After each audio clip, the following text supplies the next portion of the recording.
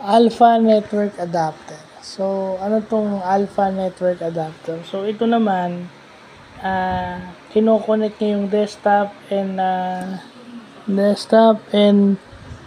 non-wireless devices to Wi-Fi network. So, ibig sabihin, ito kinoconnect niya yung mga computers and yung other wireless device sa Wi-Fi.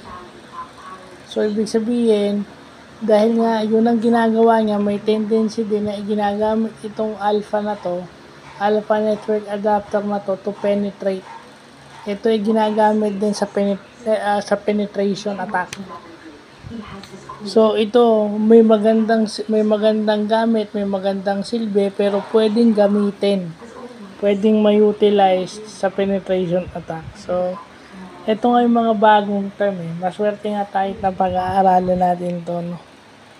Very informative. So, ako, as a graduate, di ba, responsibility ko na matuto, extend what I've learned. So, yun.